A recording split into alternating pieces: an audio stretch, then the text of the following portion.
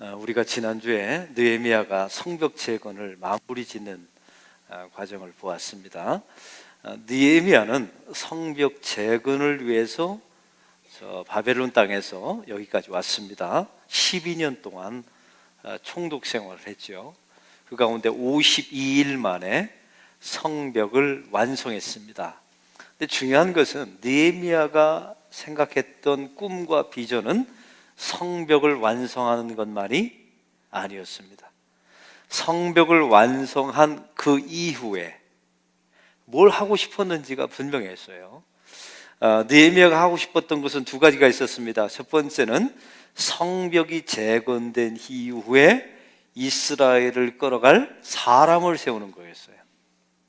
그렇죠? 그래서 제일 먼저 성벽을 재건하자마자 느헤미야가 누구를 임명합니까? 문지기, 그다음에 노래하는 자, 이런 제사, 예배에 관련된 사람들을 세우기 시작해요. 그 다음에 그 사람들을 통하여 예배의 회복을 추구했어요. 이게 사실은 성벽 재건의 목적이었던 거예요. 우리 안락교회도 마찬가지입니다. 여러분, 안락교회가 두드림센터 완공이 목적이라면 짓고 나서 허무함에 빠질 겁니다. 그래서 어쨌단 말입니까? 그래서요. 여러분, 엄밀하게 말하면 우리 안락교회는 두드림센터 완공이 목적이 아니에요, 여러분. 그래서 제가 하나님이 제 마음속에 주신 두 가지 기도 제목이 있었죠. 첫 번째는 이 두드림센터 건축을 통해서 모든 성도들이 뭘 사랑하게 해달라고요? 교회를 사랑하게 해달라고. 그리고 두 번째는요, 이 지어지는 과정을 통해서 누가 진짜 일꾼인지 좋은 사역자들이 키워지게 해달라고 기도했어요. 하나님께서 그 두 가지를 우리 교회에게 응답하신 줄로 믿습니다. 여러분, 교회 사랑하게 되셨죠? 정말 그렇더라고요. 여러분, 교회를 바르게 지으면 교회를 정말 사랑해요. 사랑하게 되죠. 제가 오늘 어느 분의 강사에 관련된 책을 읽기 시작했는데 거기 이런 내용이 나오더라고요. 잘하는 것보다 중요한 것은 꾸준하게 하는 것이고, 꾸준하게 하는 것보다 훨씬 더 중요한 것은 바르게 하는 것이다. 여러분, 얼굴을 보니까 감동이 없어요. 제가 이거 외워왔잖아요. 맞아요. 여러분, 교회 일도 마찬가지예요. 잘하는가, 교회를 잘 짓는가, 사실은 그렇게 중요하지 않아요. 꾸준하게 하나님의 일을 하는 게 중요하죠. 그리고 바르게 하는 게 중요해요. 그래서 우리 교회가 건축이 완공이 목적이라면 교인들 짓고 나서 허무하며 완전히 빠져버리고 말 겁니다. 도대체 우리는 뭘 위해서 했나? 여러분, 그러면 안 돼요. 그래서 분명한 목적이 우리 가운데 있으셔야 합니다. 그리고 지도자들은 그런 목적을 가지고 교회를 끌어가야 돼요. 그렇지 않으면 실컷 지어놓고 허무함에 빠질 수밖에 없다는 사실이죠. 그래서 느헤미야는 사실은 성벽 재건을 통해서 예배 재건을 원했고, 예배 재건을 통해서 말씀의 재건을, 말씀의 회복을 원했던 거예요. 그래서 성벽 재건을 다 마치고 나서 뭘 합니까? 에스라를 세워서, 사실은 에스라를 세운 게 아니에요. 백성들이 갑자기 아우성을 치는 겁니다. 우리에게 뭘 읽어달라고요? 율법책을 읽어달라고 하는 거예요. 여러분, 사실은 이 영적인 부흥은 목사가 주도한다고 해서 되는 건 아니에요. 가장 좋은 것은 첫째는 하나님께서 주도하셔야 합니다. 여러분, 한국 교회나 오순절 교회 가운데 가장 큰 좋은 점도 있지만 약점이 뭔지 아세요?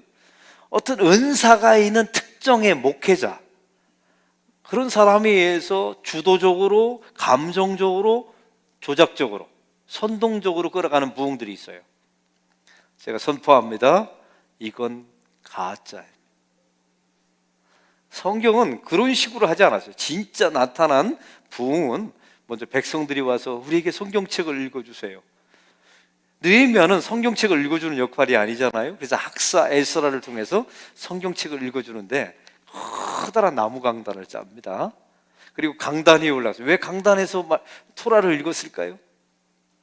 이 일은 권위 있는 일이다라는 것을 표현하는 거죠. 하나님의 말씀은 권위가 있습니다 라는 표현이에요. 그 강단에 서서 느헤미야가 성경을 딱 펼치자마자 모든 백성이 일어났어요. 왜요? 하나님의 말씀에 대한 경외의 힘을 보여준 거예요. 그리고 성경책을 읽을 때 그들은 꿇어 엎드려서 오늘 성경에 이어서 나옵니다. 흐느끼면서 회개하기 시작하는 거예요. 음악을 다 반주해가지고 회개해야 될 것만 같은 분위기를 만들었어요? 아니요. 여러분, 이 조작된 부흥이 많다니까요. 여러분, 성경이 말하는 부흥은 숫자가 늘어난 걸 부흥이라고 말한 적이 없어요. 단 한 번도. 그래서 여러분, 숫자가 늘어나서 우리 교회가 부흥했다, 그건 잘못 쓰는 단어입니다. 그냥 뭐라고 말하면 돼요? 숫자가 늘어났습니다라고 말하면 돼요. 성경이 말하는 부흥은 이렇습니다. 다시 정리합니다. 성벽 재건을 통해서, 사실 그 다음이 부흥인데 예배가 회복되는 거고, 예배 가운데 말씀이 회복되는 거예요. 여기서 말씀이 회복된다는 얘기는 다음과 같은 세 가지 의미를 가지고 있어요. 첫째는 말씀이 들리기 시작하는 거예요. 여러분, 들린다는 말을 알아듣겠죠? 무슨 의미지? 저 말씀은 하나님이 나를 위해서 주신 말씀이다. 여러분, 예수를 아무리 오래 믿어도 이게 안 되는 사람은 안 돼요. 그건 목사의 역할이 아니에요. 어쩔 수 없어요. 그분은 버림받은 인간인데요. 버림받은 사람인데 어떻게 해요? 그럼 목사가 할 수 있는 일이 아니에요. 근데 어느 날 예수를 믿다 보니까 자기 자신도 모르게 말씀이 이렇게 들려요. 저 말씀은 하나님이 나를 위해서 주신 말씀이다. 이게 들린다는 거예요. 두 번째는 그 말씀을 통해서 내 삶에 어떤 문제가 있었는데 그것에 대한 해답을 얻기 시작해요. 세 번째가 중요합니다. 그 말씀이 내 인생의 기준이 되었는데 보니까 내가 살아왔던 삶의 모든 과정이 그 기준에서 너무 멀어져 있다는 것을 알게 돼요. 그리고 하나님의 시각으로 내 인생을 바라보니까 내가 얼마나 죄가 깊은 사람인지를 깨닫게 됩니다. 말씀이 선포될 때 그걸 깨달아서 자기 자신도 모르게 눈물이 나와요. 여기서 중요한 게 있어요. 누구도 조작하지 않았어요. 누구도 선동하지 않았어요. 누구도 이 문제를 감정적으로 끌어가지 않았어요. 백성들이 가슴을 치면서 금식하면서 하나님, 당신의 말씀의 기준에서 내가 너무 멀리 떨어져 있습니다. 그리고 하나님의 시각으로 나를 바라보니 하나님, 저는 죄인이 맞습니다 라고 꿇어 엎드려 자기 자신도 모르게 울더라는 거예요. 이게 기독교가 말하는 부흥입니다. 이 새빨간 가짜 부흥들이 한국 교회를 얼마나 더럽혀 놨는지 몰라요. 그러니까 착각하는 거죠. 가짜 부흥을 붙들고 진짜 부흥인 것처럼 착각하면서 한 거예요. 왜? 그 수많은 선동, 감정적으로 부추기고. 여러분, 이런 가짜 부흥에 속으시면 안 돼요. 그러면 한국 교회가 문을 닫는다니까요. 여러분, 이런, 다시 표현합니다, 예배 회복을 통해서 말씀의 회복, 말씀이 들리고 그 말씀을 통해서 답을 얻고 그 다음에 회개 운동이 개인에게, 교회에게, 국가적으로 일어나야 이게 성경이 말하는 부흥입니다. 할렐루야. 이제 묻습니다. 여러분은 이런 부흥을 경험하셨나요? 우리 교회 새신자는 교회 오자마자 매주일마다 펑펑 우는데 한이 쌓여서 그런 게 아니에요. 말씀이 들리고 그 말씀이 기준이 되어서 내가 죄인임을 깨닫고 하나님 앞에 자기 자신도 모르게 매일 운다는데, 그렇게 오래 예수 믿은 저와 여러분은 눈물이 말라버렸어요. 말씀을 통해서 내 삶의 문제에 답을 얻지 못해요. 들리지나, 저 말씀은 하나님이 나에게 주신 말씀이다, 이런 확신도 없어요. 어떻게 된 겁니까? 여러분, 어떻게 된 걸까요? 분명히 선포합니다. 한 사람은 하나님 주도적으로 부흥의 역사를 끌어가는 거고, 한 사람은 화인 맞은 겁니다. 어쩔 수 없어요. 여러분, 이게 독설이 아니라 이건 저의 문제이고 여러분의 문제이고 우리의 문제예요. 화인 맞은 거예요. 화인. 하나님의 은총에서 떨어져도 너무 멀리 떨어져 가버린 거예요. 여러분, 그래서 교회를 열심히 하고 봉사하는 것도 중요하지만 그 예배의 자리에 올 때마다 말씀 앞에 나아가, 토라 앞에, 성경 말씀 앞에 나아가 내 심령을 치면서 회개하는 운동이 벌어지지 않으면 교회의 리바이벌, 부흥은 끝난 겁니다. 저는 우리 교회 안에 이런 역사가 일어나기를 소망합니다. 그래서 무엇인가를 잘 짓고 잘하는 교회 말고요, 꾸준하게 하는 것, 그 이상을 뛰어넘어서 바른 부흥, 바른 교회가 되기를 소망합니다. 할렐루야. 오늘 말씀에 보면 이제 그 내용이 나와 있습니다. 여러분, 부흥이 일어날 때 일어나는 가장 몇 가지 표징이 있어요.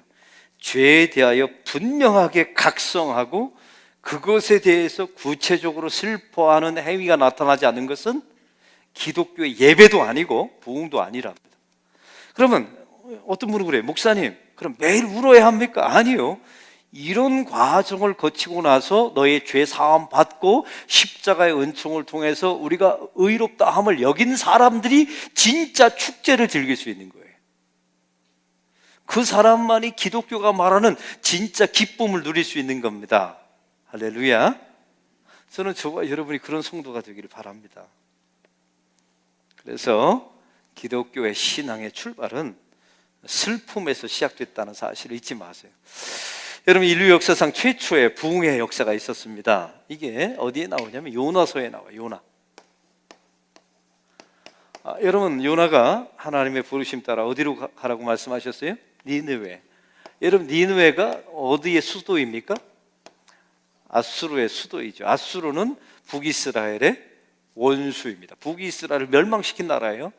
이 수도에 가서 복음을 전하고 할 때 요나가 도망가지 않습니까? 물고기 뱃속에서 사흘 만에 다시 토의 짐을 받아 니느웨에 가서 복음을 전했더니 놀라운 일이 벌어지죠. 근데 복음을 어떻게 전했을까요? 기억나세요? 뜨거운 열정을 가지고 막 사랑하는 마음으로 당신들 회복하십시오, 회개하십시오, 하나님의 심판이 있습니다, 열정적으로 했을까요? 성경에 나와 있어요. 뭐라고요? 대충. 왜냐하면 이게 원수 국가거든요. 그래서 대충 지나가면서 하나님의 저주가 임할 거랍니다. 회개하십시오. 설렁설렁 해버린 거예요. 그러니까 여기서 중요한 원칙이 있어요. 조작하지, 선동하지, 감정적으로 접근하지 않았어요. 근데 놀라운 일이 벌어집니다. 갑자기 니느웨 백성들의 왕과 모든 백성들이 금식을 선포하고 옷에다 재를 뿌리고 하나님 앞에 뭘 했다고요? 회개했답니다. 기가 막히죠? 근데 여러분, 이런 부흥의 운동은 우리가 주도해서 되는 게 아니었던 거예요. 하나님이 느니웨를 왜 요나를 가게 했을까요? 그 백성을 구원하시려는 누구의 계획이 있었어요? 하나님의 계획이 있었던 거예요. 단지 요나가 쓰임받았을 뿐이죠. 우리가 설렁설렁해도 하나님께서는 일하십니다. 당신의 일을 이루세요. 할렐루야. 여러분, 니느웨 백성들이 얼마나 기가 막혔을까요? 얼마나 감사했을까요? 이게 리바이벌, 성경에 나타난 최고의 부흥의 역사입니다. 여기서 중요한 특징이 있어요. 누가 주도했어요? 요나가 주도했나요? 설렁설렁 했다니까. 그냥 가서 대충 했어요. 그냥. 하나님이 주도하셨어요? 선동했나요? 아니에요. 누가 여러분 자극을 줬나요? 그런 거 없어요. 여러분, 그래서 예배를 하는 것도 그래요. 저는 우리 안락교회 예배를 드릴 때 요즘 이제 제가 좀 약간 철이 들거든요. 그래서 조심하는 게 있어요. 어떻게 하면 예배에 어떤 자극적인 요소를 가하지 않을까 굉장히 조심합니다. 특별히 저는 제 머릿속에 제가 신경 쓰는 게 예화를 쓸 때 이게 너무 자극적으로 쓰이지 않기를, 이게 성경에 충실하고, 특별히 예배 가운데 이 찬양팀 있을 때 제가 요구하는 게 있어요. 너무 막 선동하거나 인위적으로 조작하려는 그 감정의 분위기를 만들려는 생각을 버리라고요. 특별히 드럼 반주자들 조심해. 이 악기 연주자들이 예배를 그렇게 선동하려고 하는 그 마음에 도전이 있다면 그건 사단의 시험이에요. 왜냐하면 이 예배의 가장 큰 주도성은 하나님께 있어야 돼요. 할렐루야.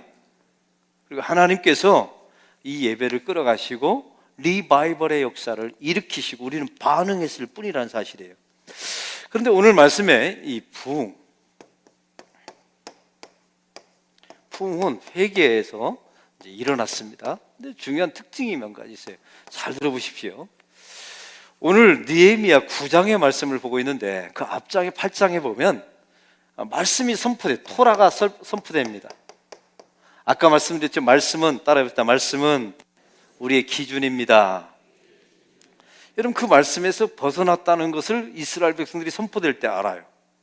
그리고 그 말씀이 선포될 때 내가 얼마나 죄인인가를 하나님이 깨닫게 하십니다. 여러분 율법의 목적은 무엇입니까? 그래, 죄인을 깨닫게 하는 거예요. 아셨죠? 다 지키라고 주신 것도 사실은 아니에요. 그렇죠? 지키다가 못 지켜도 돼요. 그런데 죄인임을 깨닫게 되는 겁니다. 여러분 여기서 중요한 게 있어요. 우리가 부흥과 회개에는 반드시 선행되어야 되는 게 있어요. 말씀이 선포되어야 돼요. 그래서 진짜 기도 모임도 마찬가지예요. 여러분 좋은 기도 모임을 가면 반드시 앞부분에 말씀이 선포됩니다. 말씀을 통하여 기도 제목을 찾아내요. 그게 첫 번째고, 또 한 가지는 말씀을 통하여 내가 그 말씀에서 얼마나 많이 벗어났는지를 깨닫게 하세요. 그래서 결국 그 기도 모임을 무슨 기도 모임으로 만들어요? 회개 기도 모임으로 만드는 겁니다.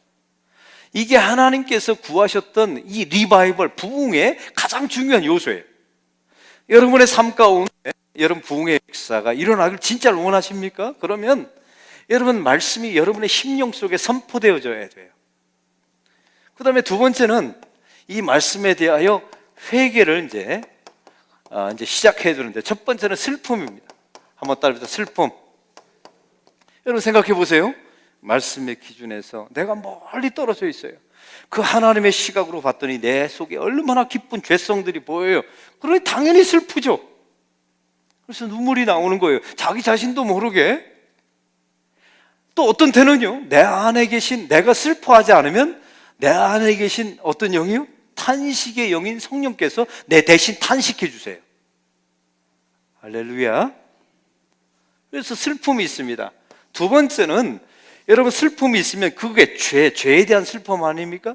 죄를 입으로 고백하게 만들어요. 여기서 중요한 게 있어요. 참 죄라는 것은 묘한 게요, 나 죄인입니다 마음으로 생각하는 것과 입으로 실토하는 것은 완전 천양지차예요.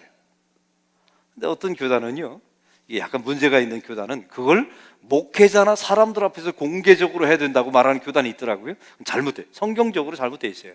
사실은 누구 앞에서 해야 합니까?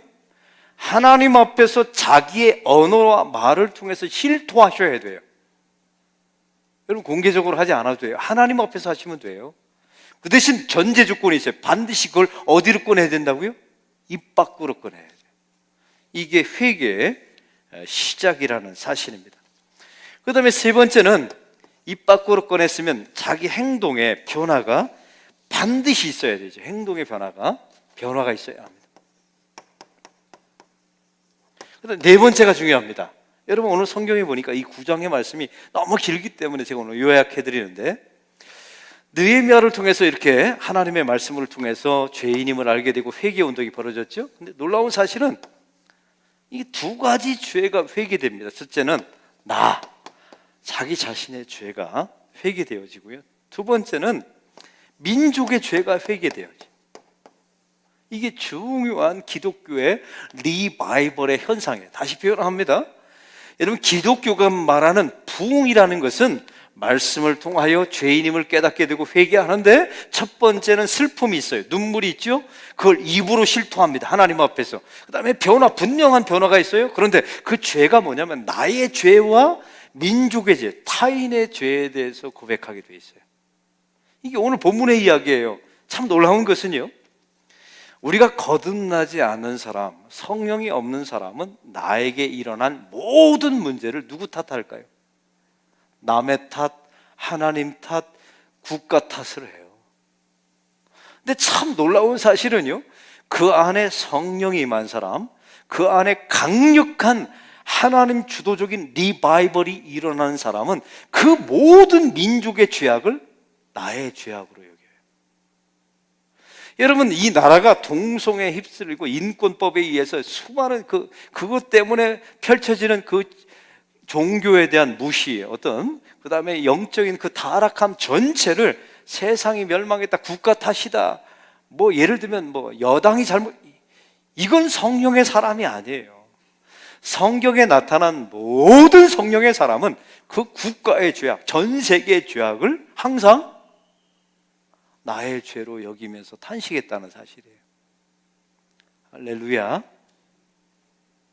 이게 기독교의 리바이벌입니다. 여러분 대단하죠?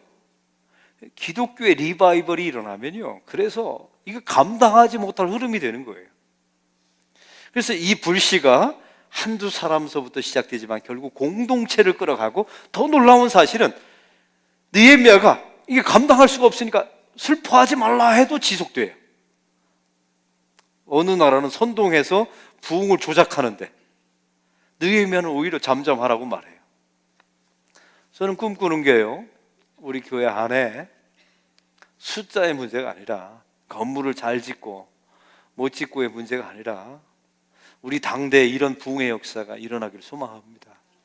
여러분의 가정 속에 그 어미의 슬픔, 아비의 슬픔과 탄식과 말씀에 비추어서 이 아비가 얼마나 기준에서 벌어졌는가, 이것에 대해서 슬퍼하고 하나님 앞에 말로 고백하고, 그 자식과 그 가문에 흐르는 모든 죄가 하나님 저의 잘못입니다 라고 고백한다면, 제가 분명히 약속드립니다, 여러분의 가문 안에 반드시 부흥의 역사가 일어나게 될 줄로 믿습니다.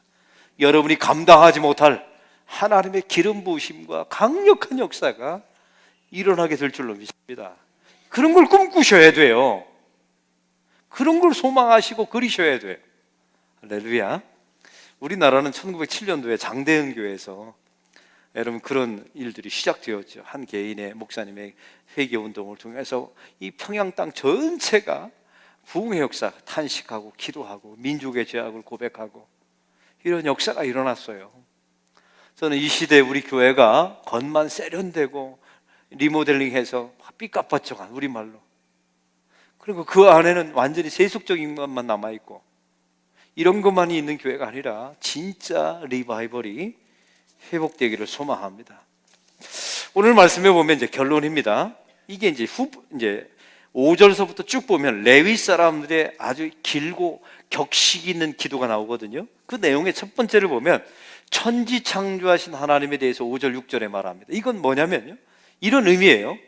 천지를 창조하신 하나님을 놓아두고 그 하나님께 경배하지 않는 우리의 죄를 고백하고 있는 거예요. 참 놀라운 사실은요, 이게 회개라는 것은 놀라운 이면적인 요소가 있어요. 천지를 창조하신 하나님을 노래하면요 반드시 회개가 따라 나오는데 어떤 거예요? 천지를 창조하신 하나님을 경배하지 않는 우리의 죄에 대해서 회개하게 돼 있어요. 그 다음에 이스라엘 역사가 쭉 나오죠. 출애굽서부터 수많은 역사가 쭉 나와 있는데 이 역사의 주인은 하나님이십니다 라고 노래하고 있잖아요. 기도하고 있잖아요. 그 배면의 기도는 뭡니까? 회개의 기도는 뭐예요? 그런데 역사의 주인은 하나님은 제껴놓고 내가 내 인생의 주인 노릇을 했습니다. 참 놀라운 거예요. 찬양과 경배가 바르면 그 반대편에는 항상 그거에 걸맞는 회개 기도가 담겨져 있다는 사실이에요. 하나님은 나의 주권자이십니다 라고 찬양하잖아요. 그 얘기는 뭐예요? 하나님은 저는 매일매일 하나님의 주권을 버리고 제가 주인 노릇하며 사는 죄인입니다. 이 내용이 담겨져 있는 거예요. 그래서 경배를 잘 하셔야 돼요. 그럼 그에 걸맞는 기도가 나오게 될 줄로 믿습니다. 하나님은 천지를 창조하신 분이십니다 라고 경축하잖아요. 경배하잖아요. 그러면 그 창조하신 그 하나님의 지배하심에 저는 순종하지 않았습니다. 저는 피조물인데 창조자이신 주님께 순종하지 않았습니다 라는 기도 제목이 따라 나온 거예요. 하나님은 인자하시고 오래 참으시기를 원하시는 하나님이십니다 라고 경축하면 그 오래 참으심에도 불구하고 저는 방자하게 행하여 그 하나님의 오래 참으심을 빙자해서 죄를 지었던 사람입니다 라는 기도 제목이 따라오는 거예요. 여기서 중요합니다. 결론이에요. 우리의 찬양이 깊어지면 깊어질수록, 말씀이 깊어지면 깊어질수록 그의 반대편에 우리가 거역하고 불순종했던 기도 제목이 나오게 되어 있어요. 여러분, 그래서 어떤 기도 모임이나 여러분 가정에서도 마찬가지예요. 기도하기 전에 반드시 뭘 봐야 돼요? 성경을 봐야 돼요. 성경이 들리고 그 성경의 기준에서 우리가 얼마나 많이 떨어져 있는지 죄인임을 깨닫게 되고 슬퍼하고 말로 하나님 앞에 실토하고 삶이 변화되어지고 자기의 죄와 민족의 죄악을 통틀어서 하나님 앞에 회개하면 그 가정과 교회는 반드시 부흥하게 될 줄로 믿습니다. 하나님 회복시켜 주십니다. 할렐루야.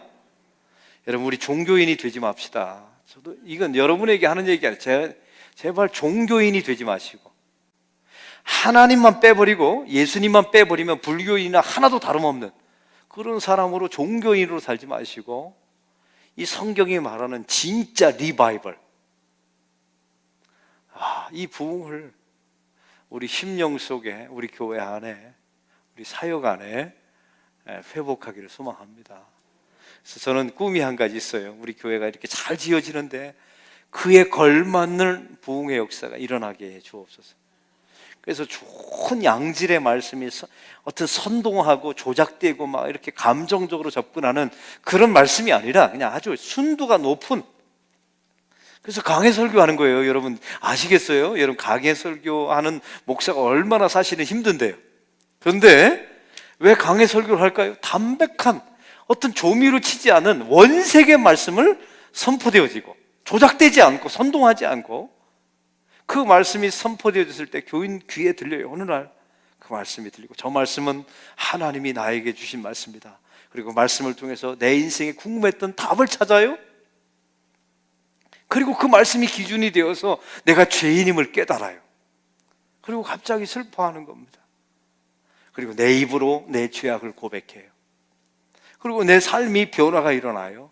그리고 나의 죄가 회개하고 내 가문의 죄, 민족의 죄, 국가의 죄, 대통령의 죄, 북한의 죄, 김정은의 죄까지도 하나님 우리가 회개하고, 이렇게 하는데 어떻게 부흥이 안 일어납니까?